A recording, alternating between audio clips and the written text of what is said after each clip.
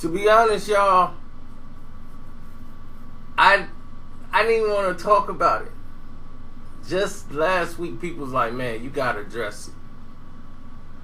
You gotta at least talk about it. But I've stated this in previous videos before he even did anything last week.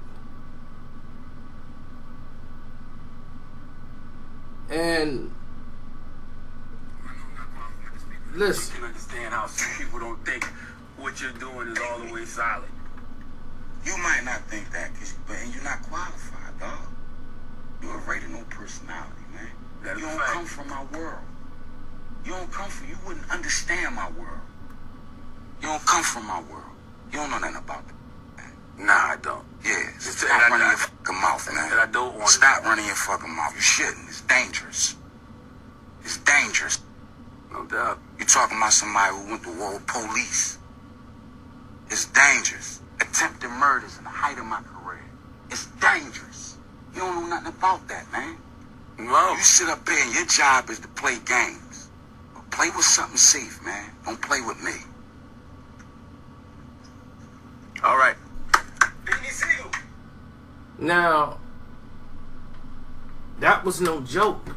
That was for real. So, he's paid to play games. Do little funny skits at the expense of the other person.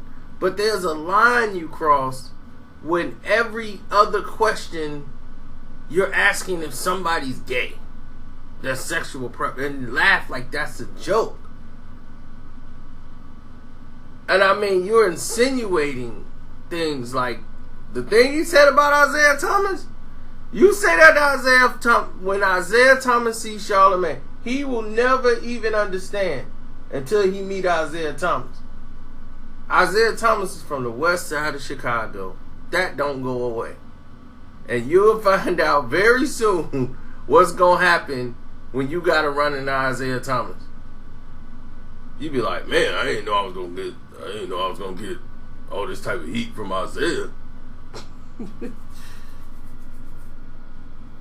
He tried to punch me in the side of the head. It's like, hey, you disrespected that man. You violated him.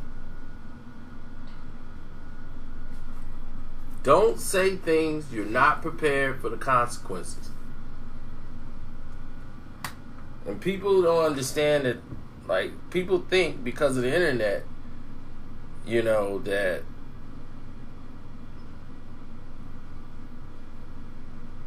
you know, to be offensive without repercussions. That's the social media life. And when you do things like that, it allows people to assume. They make an assumption and they run with it. And people's like, well, ain't there, you do the same thing? No, I don't. I don't sit here and make up opinions of people and don't take repercussions. I'm the one that takes the repercussions to not make the situation so bad. Believe me, you have no idea how bad situations truly are. That I know that I choose to do it in a different light, a different way, because these guys have children. I don't want it to go that far, but I touch on it. But I do it in a tasteful way, to where you got people like this who just want to go for shock value and go the Howard Stern route. Howard Stern is not even Howard Stern anymore. And I mean, their questioning was terrible for years. I never understood that type of mentality, even from Howard Stern. Now, that shock jock stuff is funny when it's funny, when it's okay. But when people are dead or making jokes about people, and when they're, you know, he got in serious trouble a lot of times for making inappropriate statements.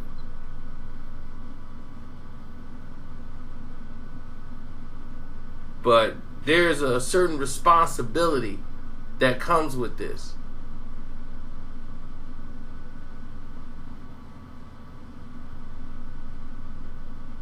Wendy had to change her format.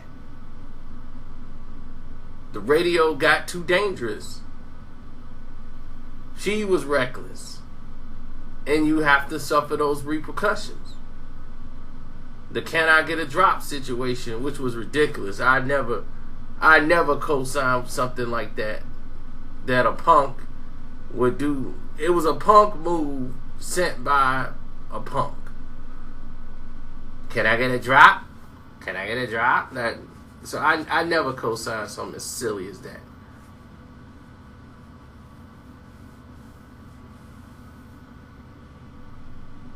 But we all have to look at the line of questioning this guy's doing and saying, is this acceptable? And this is why shows like The Breakfast Club don't go anywhere. I mean, people are like, man, this a highly rated show. It'll never be number one. It'll never be in the top morning shows. It never be. The reason why is that you have people on the show that could really make an impact and could really be informative. They come on there and say the things, but they're not challenged properly. And what I mean challenged properly is they're not asked the type of questions that will get picked up by other news outlets. They're not asked very challenging questions on that show. They're asked safe questions to help bridge them along. Unless it's a hip-hop artist, then it's all gloves off. We can ask a hip-hop artist anything in the world that's pretty much social media related. And that's the news. But if there's any guest on there that has the common sense level past 8, we got to sit there and say, well, let's just let them talk and shake our head and agree and ask him the next question. That's really basic. Let's not challenge that person based on what they do, because we don't really know too much about it, but we got to have them on the show because other people saying why these guys ain't on your show.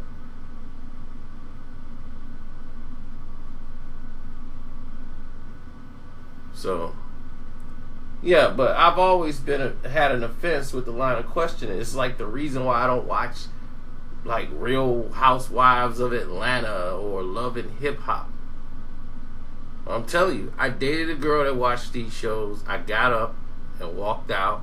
Never seen her again. I'm like, what am I doing? I'm wasting my time here. I'm not finna keep coming over here to watch this with you. It's garbage. I watch real shows with substance. I can't watch people just sitting around arguing over stupidity. What's the point of that? All they do is just argue 24 hours a day. Just arguing about nothing. Things of no merit. And people who are drawn to that, it plays out in their real life. They warmongers and love drama. Always in a fight with somebody.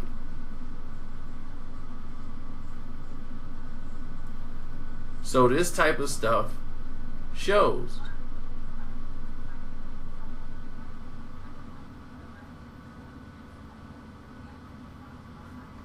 But I've talked your ear off long enough. It's your boy Karceno. I'm out.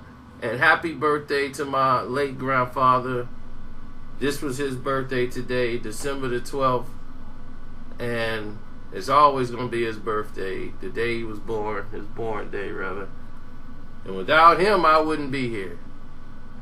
So to the Geech, happy birthday. I'm out.